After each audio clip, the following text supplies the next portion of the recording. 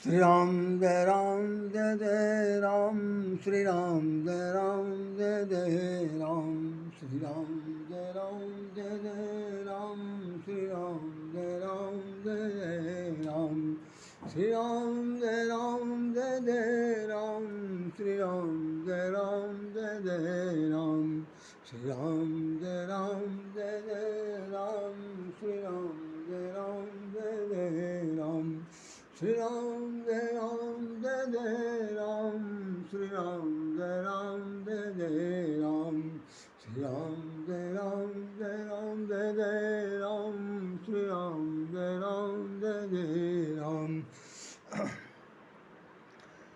कदम कदम बढ़ाए जा, खुशी के गीत गाए जा, ये कौम है, ये जिंदगी है कौम की, तू कौम पर लुटाए जा।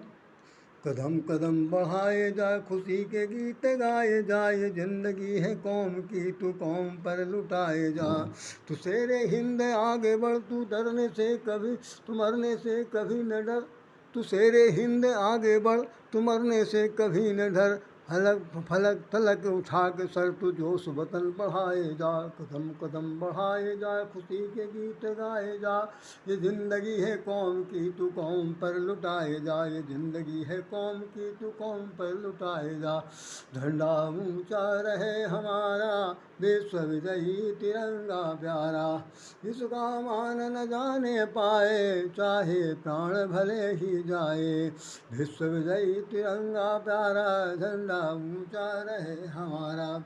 बोली वंदे मातरम, वंदे मातरम, जय वंदे मातरम। भारत माता की जय, भारत माता की जय, भारत माता की जय। अखंड राष्ट्र की जय, अखंड राष्ट्र की, अखंड राष्ट्र की जय।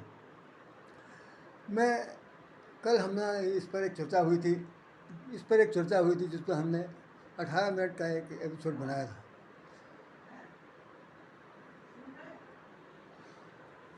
तो उसमें हमने ये बताया था कि जनता जनार्दन ने जो इस बार अपना निर्णय लिया, उस निर्णय के आधार पर यशस्वी प्रधानमंत्री कहूँ, जुझारू प्रधानमंत्री कहूँ, विश्व के एक अग्रदूत के रूप में उनका नाम लिया जाए, या यूँ कह दिया जाए कि उन्होंने अपने जीवन को पूरा समर्पित कर दिया देश के कल्याण के लिए, देश की रक्षा के लिए, देश को सम्मान दिलाने के लिए। तो निश्चित रूप से कोई अनियोक्त न होगी। मैं उनकी चमचेगिरी नहीं कर रहा हूँ, ना मैं उनको जानता हूँ, ना मैं वो मुझे जानते हैं। केवल जो देखा जा रहा, सुना जा रहा, समझा जा रहा, उनकी कृतियों के ऊपर है, उसको पेपर वाले खुद ही छाप रहे हैं। हम लोग तो एक प्रकार के दर्शक हैं, कहने सुनने के लिए बात नहीं। तो देखिए, आज उनको तीसरी बार उनकी सरकार बनी है, जैसे लिखा मोदी 3, तीसरी बार उन्होंने पदभार ग्रहण किया। तो दिखाया गया कि भाई मैं नरेंद्र मोदी मैं नरेंद्र दामोदर दास मोदी, मैं नरेंद्र दामोदर दास मोदी, बार बार भूल, मैं नरेंद्र दामोदर दास मोदी तीसरी बार एनडीए सरकार की शपथ आज ले रहे हैं। और नेहरू की बराबरी करेंगे मोदी, ऐसा कुछ नहीं है, लेकिन उस पर खंडन भी आ चुका है। विपक्ष के नेता राहुल गांधी बन चुके हैं, और साथ साथ ये है कि जिनका नाम बार बार लिया जा रहा था, वो हमारे जो स्पीकर थे ओम बिरला, बहुत ही बहुमत के साथ चुन लिए गए हैं। इस 21 दिन के अंतराल में जितना कुछ भी 2-3 बार मीटिंग हो चुकी है सदन में, और लोकसभा की हुआ है, राष्ट्रपति का भाषण भी हुआ, सब कुछ हुआ। उसके बाद में देखिए, खासतौर से यहाँ दिखाया जा रहा है कि पीएम मोदी ने जब याद दिलाई कि विपक्ष को ये याद दिलाई कि इमरजेंसी जिस वक्त लागू हुई थी, तो उस वक्त कहाँ थे। अब उन्होंने एक बात और भी कह दिया जो बहुत गौर से सुनने वाला, समझने वाला, जिस पर मैं अभी बोलूँगा। उन्होंने लिखा है, वो लिख रहे हैं कि मोदी ने कहा कि जिम्मेदार विपक्ष चाहता है देश, जिम्मेदार विपक्ष चाहता है देश। खास तौर से उन्होंने ये बात कही है कि विपक्ष को हमारा देश चाहिए, ना कि देश के संचालन के लिए किसी अग्रदूत की आवश्यकता। मुझे मेरा देश चाहिए वाली बात।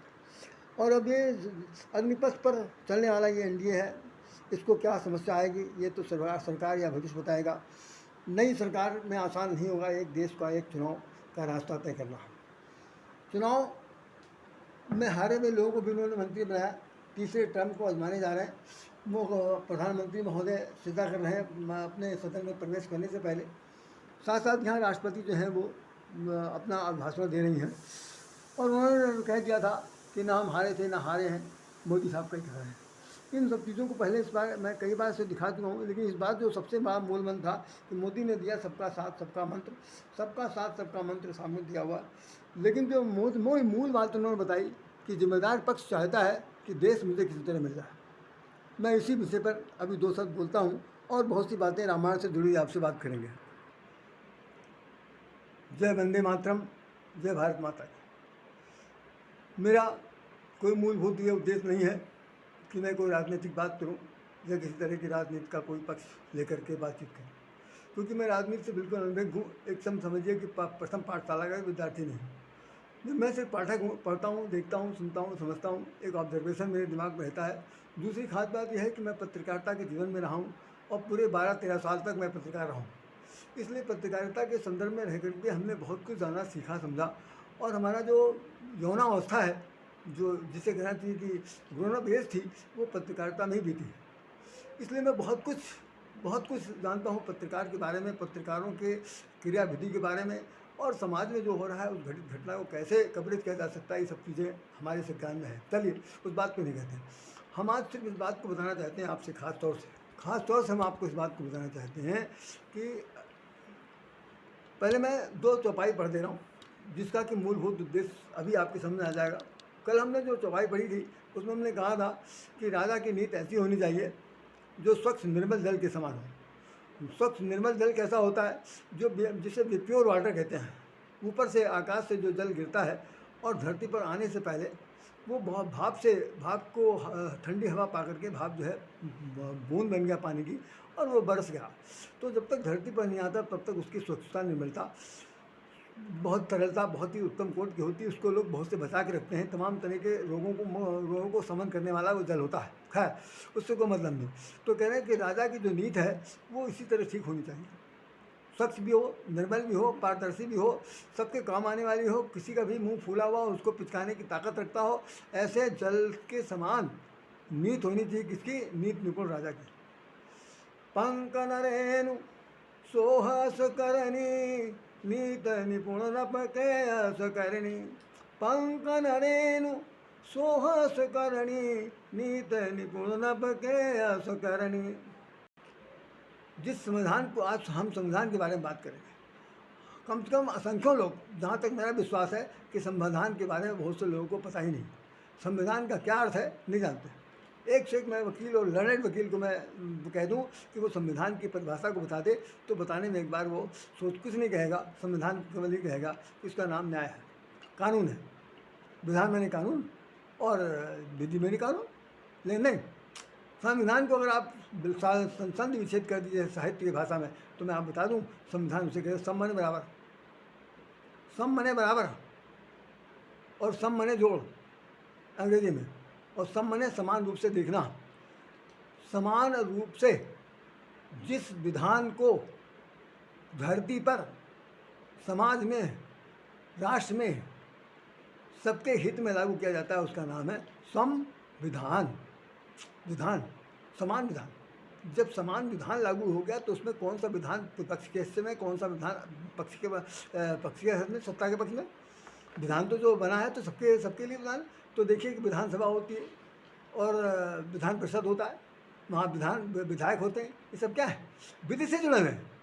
जिनको ऊँचा टेकना भी नहीं आता, नागरिक शास्त्र नहीं जानते हैं, आप डिग्री पढ़ी नहीं पढ़ी, अब तो के बाद तो काफ़ी पढ़े लिखे लोग आ गए। पहले एक ज़माने में जब कांग्रेस का सरकार थी 70 साल तक, उसमें बहुत सारे तो सब अंगूठा टेक थे। एक से एक मंत्री बने थे जिनको कुछ नहीं लिखना आता था, वो भी पैर छुपाते थे। सबसे बड़े बड़े लोगों को मैं जानता हूँ। खैर, मैं उस पर कोई चर्चा नहीं करूँगा। तो संविधान उसे कहते हैं जो समान रूप से वह नियम, वो कानून, विधि विधान सब पर लागू हो, उसका नाम संविधान है। तो संविधान की प्रतियाँ बहुत बार हमने देखा कि जलाई गई। ऐसा भी हुआ, भूकंप जैसा आ गया और विधानमंडल के अंदर, विधानसभा के अंदर या लोकसभा के अंदर तमाम तरह के लोगों ने हुड़दंग मचाई और कोहराम मचाया, उत्पात मचाया, सब कुछ किया। कई बार ऐसे हुआ कि अनकंट्रोल स्थिति हो गई, ये देखने को मिला। तो मैं बताना चाहता हूँ कि जो संविधान हमारे यहाँ बना है, वो संविधान आज तो बना नहीं। संविधान बनाने वाले आज दुनिया में नहीं है। जिन्होंने संविधान बनाया था श्रद्धेय बाबा भीमराव अम्बेडकर, जिन्हें बाबा इसलिए कहा गया कि वो ग्रेट पर्सनालिटी थे। उनके साथ और जो उनकी पूरी टीम में लोग थे, उन सब लोगों ने मिलकर के जो सर्वसम्मत से जो पुस्तक की रचना की, उस विधान को समाज में समय समय पर जनहित में लागू करने के लिए, समता लाने के लिए, सबके लिए बराबर कानून लाने के लिए जो विधि बनी, उसका नाम संविधान है। बताइए कितने लोग इस बात को जानने के लिए तैयार हैं? मैं नहीं जानता, हम किसी से पूछने में नहीं जाएंगे, लेकिन संविधान को संविधान रहते थे। तो जब 70 साल तक संविधान चला, उस संविधान के आधार पर इमरजेंसी लगी, क्या उस इमरजेंसी में बात थी कि सबको उठा के बंद कर दिया जाए? बड़े बड़े से लोग क्यों नहीं कर सकते थे? आवाज़ जिसकी उठी, जिसने सरकार के विरुद्ध कोई भी प्रदर्शन किया, तो उसको सबसे पहले अंदर कर देने की पहली भूमिका थी। उन संविधान के अंदर उस इमरजेंसी के अंदर एक मूल टारगेट था, किसी भी प्रकार से हिंदुओं की संख्या को कम करना है। नसबंदी कंपलसरी हो गई थी, स्त्री पुरुष को, पुरुषों के लिए बहिष्करण, स्त्रियों के लिए नसबंदी, ये प्रमुख हो गया था। और उस वक्त जो पीएम का जो बेटा था, जिसको अब तो महरूम है, जिस संजय गांधी ने तो एक प्रकार का उत्पात मचा दिया था, सब कुछ हुआ और उनकी दुर्घटना में मृत्यु हुई, सब हो गया। तो कहने का भाव सिर्फ यह है कि वही संविधान के प्रति आज लेकर उनके ही खानदान का एक व्यक्ति प्रतिपक्ष में बैठकर प्रतिज्ञा ले रहा, 120-50 उसके साथ में जितने 200 लोग हैं, उन सब लोगों के सामने संविधान को बताना चाहता है कि संविधान है, यह संविधान है कि मुझे इसकी रक्षा करनी है। तो अभी तक किसकी रक्षा करने वाले कहाँ थे? वो सब रक्षा कहाँ अभी तक क्यों नहीं हुआ? और अगर अभी तक रक्षा उसी संविधान को पढ़कर हुआ है, तो आपकी समझ में क्या आ रहा? सोचने वाली बात है। संविधान कोई खिलवाड़ नहीं है। अभी जो इंडिया के जो कहना चाहिए भाजपा के जो प्रवक्ता हैं द्विवेदी साहब, उनका नाम है सुधांशु द्विवेदी से के जो है, जो बोलते हैं अक्सर, वो है एक और महान पुरुष हैं। उन सब लोगों ने कहा कि इसके अंदर जो संविधान के अंदर तमाम सारी तस्वीरें बनी थी, उन तस्वीरें राम की थी, कृष्ण की थी, आपके उनको हनुमान जी की थी, और सभी देवताओं की इसमें पुस्तक में बनी थे।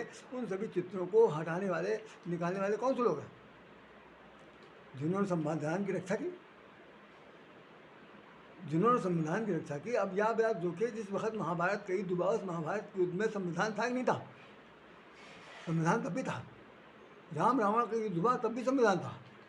सब लोग नीति निपुण थे, रावण किसी नीति निपुण से कम नहीं था, और राम भी अपनी जगह नीति निपुण थे। नतीजा ये है कि उस नीति निपुण होते हुए भी अनीति का पदार्पण हो गया, और वो संखलता इतनी बढ़ गई कि अपने बाहुबल का, अपने धनपद का, अपने सख्त सामर्थ्य का, अपनी एक्यूरेट मशीनरी का जब प्रयोग और दुरुपयोग होने लगा, तो ऐसी स्थिति में जनता में त्राही हुई, और त्राही का परिणाम भी बाद में लड़ाई में बदल गया। आज जिसे अल्पसंख्यक कहा जा रहा, अल्पसंख्यक की बहुत बड़ी डिमांड है कि किसी तरह हिंदुओं को यहाँ से पूरे विश्व से अलग कर दिया जाए, पूरे विश्व को ही इस्लाम धर्म से जड़ित कर दिया जाए, नाम ही दे दिया जाए इस्लाम। अब वो दे पाएंगे नहीं दे पाएंगे, ये उनका अपना पक्ष है। भाई तो 2047 को वो पूरे विश्व में इस्लाम धर्म की स्थापना हो जाएगी, ऐसा उन लोगों का अनुमान है। अनुमान क्या लगेगा, तो जो भी करें हम नहीं जानते, मैं उस पक्ष का आदमी नहीं हूँ, मैं कह भी नहीं सकता। तो संविधान के बारे में बताना चाहता हूँ कि जब संविधान सब जगह साथ साथ चल रहा है, तो संविधान में ऐसी कौन सी चीज़ गलती हो गई जिसकी वजह से आज संविधान की रक्षा का सवाल उठा। सपा के ये जो नेता वह दिखाई पड़ रहे हैं, एक समय था जब सपा की सरकार थी, 2007 से 12 के बीच में भी थी, 2007 से पहले थी, 7 से पहले थी, 2007 से 12 में तो आपके वो शायद ये इन्हीं की सरकार थी, उससे पहले मायावती की सरकार थी। तो इन सब लोगों सपा वालों के अंदर एक से एक लोग थे जो संविधान की धज्जियाँ उड़ाने वाले थे। कांग्रेसियों में एक से एक लोग थे, सब लोग अपने अपने ढंग से करे। मैं नहीं जानता कि कौन किसका क्या नाम था, लेकिन संविधान का नाम तब भी लिया था। विधायक थे, विधायक का जो विधि को सामने रख सकता हो उसका नाम विधायक है। विधानमंडल के अंदर जो संविधान को लाया जा सकता है उसका नाम विधानमंडल है। तो सब विधायक हैं, सब लोग विधि से रत्न जड़ित हैं, और जब शपथ ग्रहण करते हैं तब भी ये कहा जाता है कि मैं विधान की शपथ खाता हूँ, संविधान की शपथ खाता हूँ, और सत्य के पथ पर चलूँगा, सत्य का निर्णय लूँगा। तो वो सत्य कौन सा है, वो किताब कौन सी है जिसके अंदर ये बोला जाता है? वो कौन सी बात बोली जाती है? बोलते समय बेलगाम हो जाते हैं, वो किस संविधान के अंदर होता था? संविधान में लिखा हुआ है कि तैस में आकर, गुस्से में आकर के बोला जाए, कि अपनी बात सिर्फ कहनी जाएगी। ये कोई अनुशासन की बात नहीं है, ये कोई यहाँ पाठ पढ़ाया नहीं जा रहा है, कोई विद्या का विद्यालय नहीं है, कुछ नहीं। सिर्फ ये है कि हम जीत कर आए हैं, अब आपकी जीत को हम हार में बदल के रहेंगे। ये करवा सकते। तो मैं बता दूँ आप लोगों को कि इससे पहले ये बता दूं कि क्या एक शब्द पर पढ़ ले रहा हूँ। रामचरितमानस की छपाई है, जिसको मैं इसलिए भी कहता रहा हूँ, कहीं भूल गया तो नहीं हो पाएगा। वही है वही, चाहे कितना ना रखना, वही है वही जो राम रति राखा, वही है वही जो राम रति राखा, को करि तर्क बड़ा वही शाखा, को करि तर्क बढ़ा वही शाखा। भगवान शंकर पार्वती जी से कह रहे हैं। अब इसमें तर्क वितर्क की कोई ज़रूरत नहीं है, कोई गुंजाइश ही नहीं है। अब तो वही होगा जो राम ने रच रखा, जो राम ने रचना कर दी है, उससे आगे कुछ भी नहीं होने वाला। वो करी तर्क, और ऐसा कौन इस धरती पर पैदा हुआ जो तर्क करके उसकी साख को बढ़ा दे या साख को घटा दे। साख माने क्रेडिबिलिटी कह सकते हैं, उसके बाद उसके शाखा माने उसकी जड़ को और आगे बढ़ा सकता, तो कोई नहीं बढ़ा सकता। तो सिर्फ जो कुछ होगा राम चाहेंगे। उसके बाद दूसरी चौपाई और लिखी हुई है, राम कीन चाहे सोई होई, करे अन्यथा सो नहीं होई। राम कीन चाहे सोई होई, करे अन्यथा सो नहीं होई। भगवान शंकर कह रहे हैं कि राम जो चाहते हैं वही होगा, अन्यथा कोई कुछ करना चाहेगा तो नहीं हो सकता। तो जितनी भी लड़ाइयाँ लड़ी जाएंगी अब इस 5 साल के अंदर, पक्ष लड़े चाहे विपक्ष लड़े, चाहे अपनी बात को लड़े, चाहे सिर्फ होबल करे, चाहे जो कुछ भी करे, जो जिसकी समझ आए वो करे, लेकिन उन्होंने कह दिया कि होगा वही होगा वही जो राम ने रखा। उससे हटकर कुछ भी नहीं हो सकता, कुछ भी नहीं हो सकता। मोदी भी कुछ नहीं कर सकते, मोदी की सरकार भी कुछ नहीं कर सकती, और उनके विपक्ष में जितने खड़े हैं वो भी कुछ नहीं कर सकते। राम ही जो चाहें करेंगे। ये राम ने ही चाहा है जो अयोध्या प्रसाद जीते हैं और ये कांग्रेस के भाजपा के सांसद हार गया। कड़वा सच है। कंडीशन जो भी रही हो मैं नहीं जानता, मैं फिर भी ये बताना चाहूँगा कि निश्चित रूप से राम, जो लोग नहीं जानते हैं राम कौन सी बला है, जिनको नहीं पता है कि राम का अस्तित्व धरती पर है, जो ये समझ रहे हैं कि मैं ही राम हूँ, मैं ही राम हूँ, मेरे बराबर संसार में कोई नहीं है, तो ध्यान रखिएगा इनको नेस्ताबूद करने में पल भर भी नहीं लगेगा, पल भर भी नहीं लगेगा, और वो मुँह खाते रह जाएंगे। हमने यहाँ बड़ी बड़ी हस्तियों को मिट्टी में मिलते हुए देखा है, मिट्टी में मिलते हुए देखा है बड़ी बड़ी हस्तियों को, जिन्हों की चाहे वो जिस रूप में गए हों, चाहे अपने कर्मकांड से गए हों, चाहे अपनी चातुर्य से गए हों, चाहे वो किसी रूप में गए हों, बस उनका अंत हुआ, उनका अंत हुआ। इस अंत को देख आप देखिए कि जो है, अगर ये राजनीति भारतीय क्रांति दल था एक ज़माने में, जिसके वो थे नाम था उनका चौधरी चरण सिंह, प्रधानमंत्री हो गए थे। आखिर में उन्होंने इंदिरा गांधी को 24 घंटे या 48 घंटे के लिए बंद भी कर दिया था जेल के अंदर। तो भाई किसी विधान के तहत तो क्या हुआ, संविधान उस पर भी लागू था, संविधान आप भी लागू, तो संविधान के तहत सबको समान दिया जाना चाहिए। तो ज़रा एक बात सिर्फ बताना है कि जब संविधान सबके लिए समान है, तो बच्चे हमारे घर में एक पैदा हो, आप घर में 10 हो, आपके घर में 10 बीवियाँ हों, हमारे घर में एक भी ना हो, या अगर हो तो उसको नसबंदी कर दिया, बधियाकरण कर दिया। ये संविधान कहाँ से आया? इस संविधान को किसने लिखा? ये संविधान में कहाँ कोट किया गया? अगर ऐसा है तो इसको लिखने में बाहर आना चाहिए। इतने बड़े बड़े अखबार निकलते हैं, सब अखबारों में लिखा जाना चाहिए कि ऐसा है। लेकिन हाँ, ये आ रहा है कि भाई कांग्रेसी सरकार ने अपने ज़माने में इसको पूर्ण रूप से पूरे राष्ट्र को कन्वर्ट करने का पूरा विधेयक बना दिया था मुस्लिम कंट्री के रूप में। लेकिन वो बाय द वे 2014 का समय ऐसा आया कि वो धरी रहेगी बात की बात नहीं हो पाई। आज एक वीडियो जारी हुआ है जिसमें ममता बनर्जी ने अपने बंगाल के में सारे जात धर्म खत्म कर दिया। तो उसमें कमेंट्स निकला हुआ है, जब जात धर्म खत्म हो गया तो सब कितने लोग, कौन से लोग बचे? सब लोग, न कोई हिंदू है न कोई वो है, सब मुसलमान। अब क्या सच है क्या झूठ है भैया? वीडियो फर्जी जारी हुआ जैसा हुआ, मैं उसकी कोई पुष्टि तो ही नहीं, लेकिन पेपर में आया हुआ और आज दिखाई भी पड़ा उसमें यूट्यूब पर। तो कहने का मतलब है कि बहुत सारे लोग इस धरती पर लगे हुए हैं जिनका मूलभूत उद्देश्य है कि किसी तरह से भारत को इतना कमज़ोर कर दिया जाए, इतना कमज़ोर कर दिया जाए कि ये फिर उसी स्थिति में आ जाए।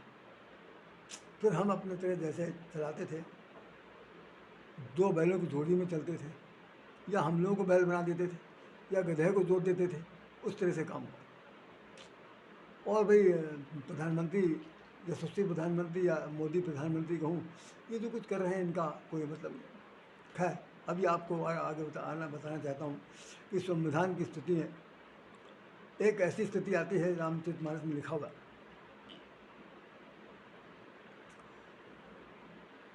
कि सुग्रीव ने भगवान राम से कहा, जान जान निशाचर माया, काम रूप के ही कारण आवा।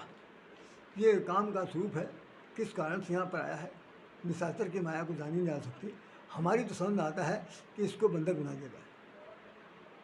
भगवान राम से बात कह रहे हैं और हनुमान जी बहुत ही चकित हैं कि मैं तो उनको बुलावा दे के आया हूँ कि चलो वो भगवान जो है बहुत करुणा निधान है, वो अपने भुजाओं में आपको गले लगा लेंगे, और ये कह रहे हैं इसको बंधक बना लिया जाए। तो बहुत संकोच में फंसे हुए हैं हनुमान जी। उसी समय भगवान राम क्या कह रहे हैं, शरणागत जे तजही नित अनहित जो मान, तेनर पामर पाप में। इस तरह से एक दोहा लिखा हुआ। तो भगवान ने कहा कि सखा नीत तुम नीक विचारी, लेकिन ममपन शरणागत भयारी। मेरी प्रतिज्ञा है कि शरण में आए हुए व्यक्ति को हम अपने गले से लगाते हैं, अपना बना लेते हैं। तो शरणागत कहो जे तजही निज हित निज अनहित अनुमान, तेनर पामर पाप में तुम्हें बिलोकत था। कि जो लोग अपना हित और अनहित देख करके शरण में आए व्यक्ति के साथ किसी प्रकार का कोई भी अप्रिय अमान्य कार्य करेंगे, तो वो उनकी वो पामर है, मूर्ख है, पापी हैं, और उनकी हानि होकर रहेगी, ऐसा देखने वाला। तो अब ये बात हुई, भगवान राम ने कह दिया कि तुम चिंता न करो। हम आप सब लोगों से कहना चाहते हैं, कहीं बाइक पे कहीं भूल न जाए।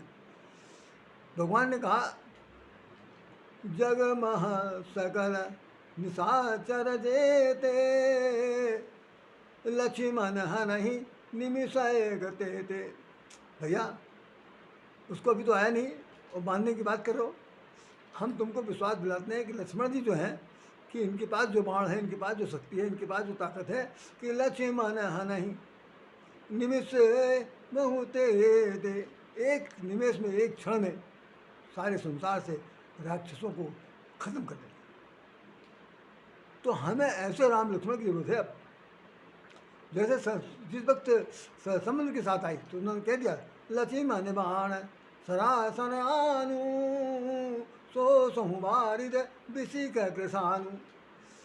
विशेष रूप से अग्नि बाण लाकर जो मुझे दो, मैं अभी इस समुद्र को सोख लेता हूँ। इतनी धरती पर वीरता का परिचय था।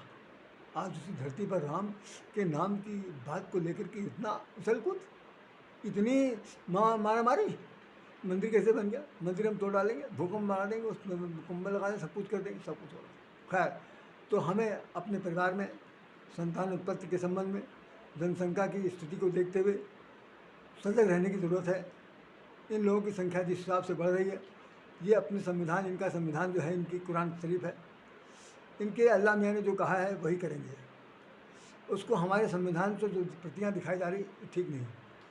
एक बात और अभी हुई है, जो असदुद्दीन ओवैसी जो कहलाते हैं, उन्होंने शपथ ग्रहण करते समय जय भीम भी कहा और जय फिलिस्तीन भी कहा। सब लोगों ने उस पर आपसे आपत्ति की, बड़े बड़े जो चैनल वाले हैं उन लोगों ने इस पर डिबेट भी करा दिया, सब कुछ हो गया। एक बात समझ में नहीं आई, जो सभी के लिए प्रश्न चिन्ह बना हुआ है, जो ये विश्वनाथ मंदिर का मुकदमा लड़ रहे हैं, वो जैन बंधु दोनों पिता पुत्र, उन्होंने मुकदमा दायर किया सुप्रीम कोर्ट में और ये कहा है कि हमारे संविधान के अंतर्गत दूसरे देश का नाम लेकर शपथ ग्रहण करने का कहाँ पर अधिकार दिया हुआ। बिल्कुल सही है। हम अपने जिस देश की हवा में रह रहे हैं, जिस देश की मिट्टी में लोट पोट रहे हैं, जिस देश का अन्न खा रहे हैं, हम उस देश की जयकार करने में इंसल्ट फील कर रहे हैं और लड़ाई लड़ रहे हैं कि देश हमारा है। अरे अगर तुम इसको हिंदुस्तान कहते हो तो सबसे पहले दिमाग में, खोपड़ी में अपना ताकत दौड़ाइए कि हिंदुस्तान में हिंदू शब्द पहले जुड़ा हुआ, हिंदू शब्द पहले ही जुड़ा हुआ, तो जो हिंदुओं का स्थान है वही हिंदुस्तान है। तब उस हिंदुस्तान को भारत को होता है, भारतवर्ष को। लेकिन आप हिंदुस्तान चाहते हैं, भारतवर्ष नहीं चाहते। हिंदुस्तान की जिंदाबाद कहना चाहते हैं, लेकिन भारतवर्ष को नहीं कहना चाहते। तो वो हिंदुओं की तो जय जयकार हो रही है। अब उसमें कौन सा खालिस्तान आप लाएंगे, कौन सा पाकिस्तान लाएंगे, कौन सा अफगानिस्तान लाएंगे? फिलिस्तीनी नाम क्यों रख दिया? कहा एक सज्जन ने जय हिंदू राष्ट्र कह दिया। खैर वो तो उनकी गलत फहमी थी, नहीं कहना चाहिए। अब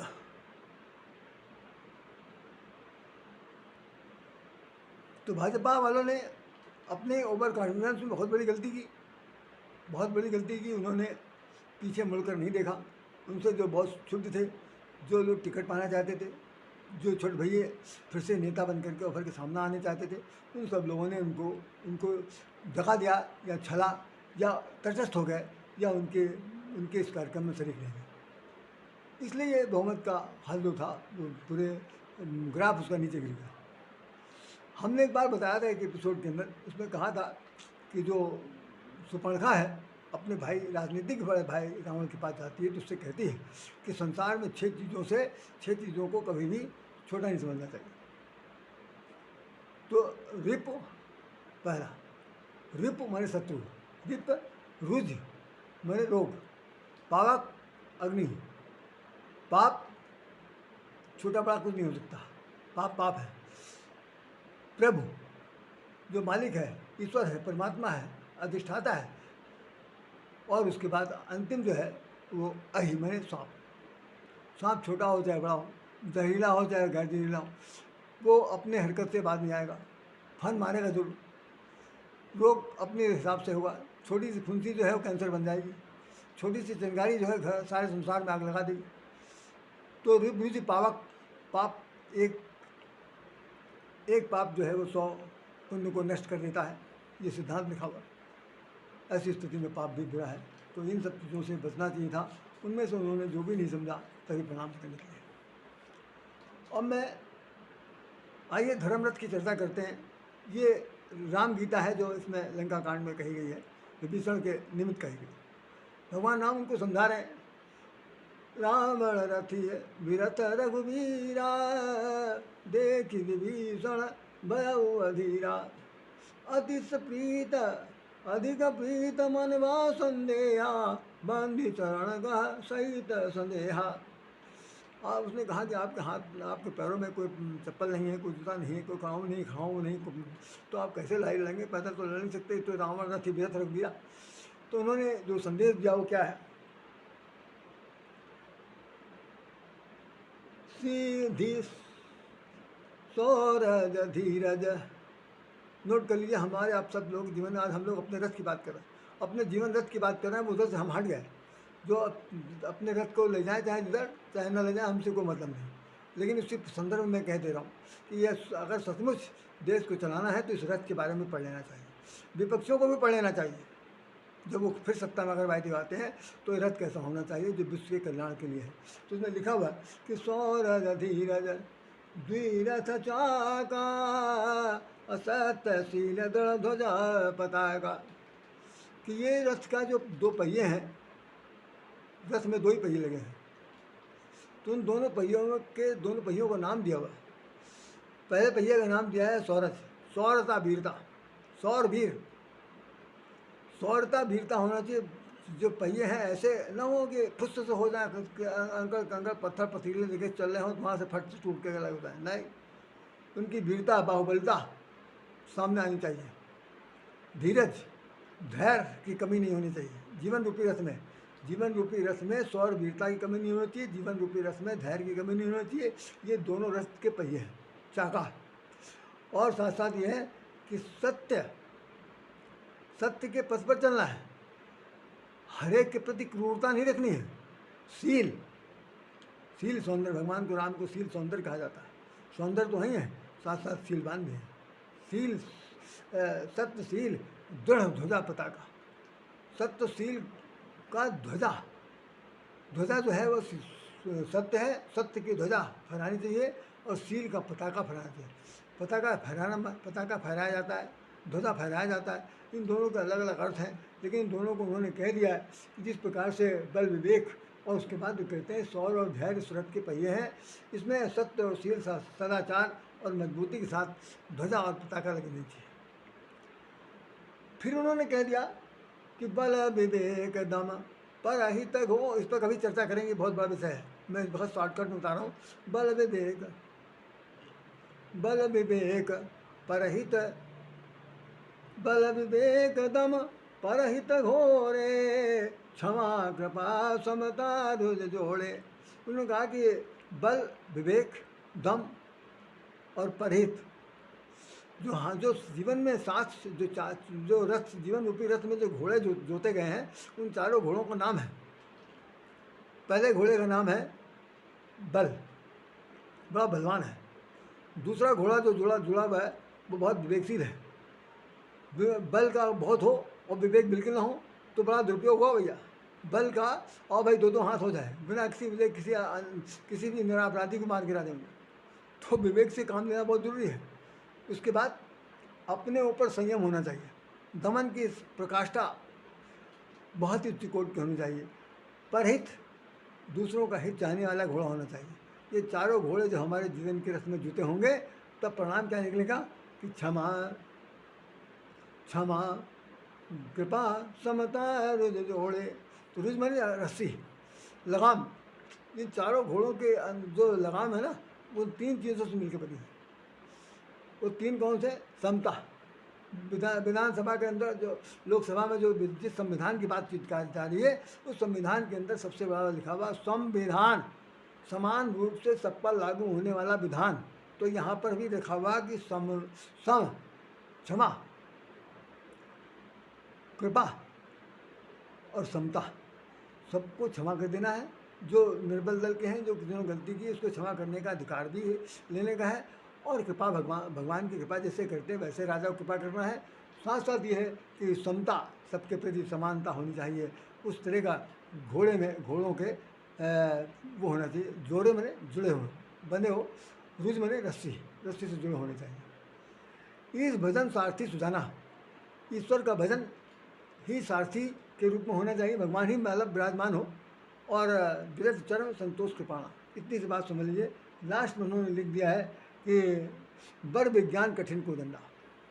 जो हमारा जो विज्ञान है ना, बड़ विज्ञान कठिन, वही हमारा जो विज्ञान है वही कोदंड है। भगवान राम का वही धनुष है। काल कोदंड, उस धनुष से पूरी दुनिया को तहस नहस कर देंगे। वो धनुष बाण लेकर के हमको रथ चलाना, बैठे चाहे जितने लोग हों, सबकी रक्षा करनी है। इस बात को भगवान श्री कृष्ण ने अर्जुन से कह दिया है, गीता में लिखा हुआ कि मैं उसमें लिखा हुआ कि मैं श्रेष्ठ पुरुषों में राजा हूँ। ये बात साफ साफ लिखी गई है। एक मिनट आप होल्ड करें।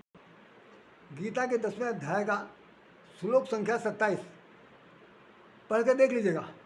उसमें लिखा हुआ कि जिस वक्त समुद्र मंथन में घोड़ा निकला था, तो लिखा हुआ है कि घोड़ों में अमृत के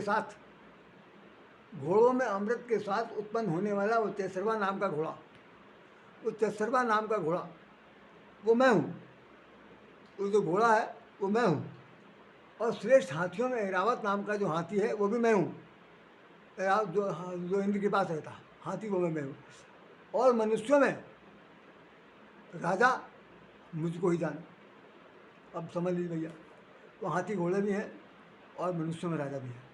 ये भगवान की स्थिति। मेरा इस पूरे कथन का मूलभूत उद्देश्य सिर्फ इतना ही है कि राजा कोई बने, उसके अंदर राजा के गुण अगर नहीं है, पंख नरेन जैसी स्थिति नहीं है, जनता जनार्दन को के साथ समता का भाव उसमें नहीं है, या केवल एक दूसरे को नीचा दिखा करके राजपाट छीनने की क्षमता का एक उद्घोष हो रहा है। हर तरह की भावनाओं को लेकर के केवल यही है कि हमें किसी तरह प्रधानमंत्री बना दिया जाए।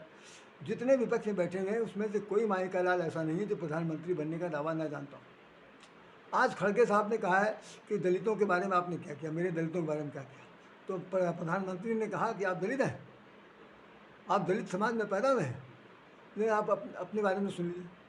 अरबों रुपए की संपदा उन्होंने गिना दिया, अरबों रुपए की संपदा गिना दिया। कहना कि आप जैसे दलितों को अगर हम कुछ देने लगेंगे तो जो दलित भीख मांग रहे हैं उनका क्या होगा। आज एक और भी निकला है कि एक महिला ने कहा है कि मुट्ठी भर हिंदू, मुट्ठी भर ब्राह्मण है, मुट्ठी भर क्षत्रिय हैं, मुट्ठी भर बैकवर्ड है, मुट्ठी भर केवल सब शूद्र हैं, लेकिन इन सब नाम को अगर हटा दिया जाए तो 100 करोड़ हिंदू हैं।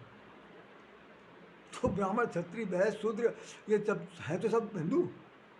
तो अगर ये हिंदू हैं तो फिर हम लोग 100 लोग होकर के अलग अलग क्यों हैं। हम लोगों के अलग होने में ही तो ये पृथक पृथक जो राजा थे, आपस में जो फूट थी, उसी फूट को तो अंग्रेज़ों ने बनाया कि फूट डालो राज करो। तो हम लोगों में आपस में जो सामाजिक स्त्रीकरण है, ये सबसे बड़ी मूर्खता का निशानी है। सब लोग एक हो जाएं, एकता का पाठ पढ़ें। जैसे बताते हैं कि जब ताश खेला जाता है तो अगर क्वीन और बादशाह, गुलाम तीनों लग जाएं, उसके बाद अगर इक्का चला दिया जाता है ट्रम्प, तो मालूम पड़ा कि राजा भी हार जाता है, क्वीन भी हार जाती है और उसका गुलाम भी हार जाता है। तो हमारे अंदर, आपके अंदर अगर एकता है तो उस एकता का प्रतिफल भी सबको पता है, सबको पता है, पक्ष को मालूम है, विपक्ष को मालूम है। इसलिए एकता में रहना बहुत ज़रूरी है, चाहे जो जिस रूप में हो। अगर जनहित में काम करता है, देश हित में काम करता है, राष्ट्र हित में काम करता है, सबको अपना समझ के काम करता है, किसी प्रकार का कोई दुर्ग्रह नहीं करता है, तो निश्चित रूप से वो वंदनीय है। भगवान सबको सद्बुद्धि दे। इन्हीं शब्दों के साथ राधे श्याम राधे। इस चैप्टर को फिलहाल अब 5 साल के लिए तो मैं ख़त्म करता हूँ, मैं नहीं बोलूँगा। अब प्रधानमंत्री जाने और उनका काम जाने। मैं प्रधानमंत्री को बिल्कुल नहीं जानता, मैंने उन्हें कभी प्रत्यक्ष आमने सामने देखा भी नहीं, किसी पार्टी का मैं सदस्य नहीं हूँ। फिर भी जो पढ़ता हूँ, देखता हूँ, सुनता हूँ, एक साहित्यकार हूँ, कवि हूँ, लेखक हूँ, तो मेरे मन में भी कभी कभी होता है कि भाई कह दिया जाना चाहिए। तो वास्तव में यह है कि साहित्यकार की सबसे बड़ी विशेषता ये है कि जो समाज में हो रहा है, समाज के हित के लिए उसे अपनी कलम चलानी चाहिए। ध्यान रहे कि इसके कलम चलने से किसी प्रकार का अहित का संदेश नहीं जाना चाहिए। ध्यान रहे कि उसके लेखन से किसी भी अहित का संदेश समाज में नहीं जाना चाहिए। वही सच्चा साहित्यकार है, बाकी सब झूठ है। तो वही मैं सादर नमन करता हूँ। अपने किए गए पर किसी प्रकार का कोई अपराध मुझसे हो गया हो तो क्षमा चाहते हैं। हम ये चाहेंगे कि आप लोग इसको सब्सक्राइब करिए और इन सब के साथ राधे श्याम राधे।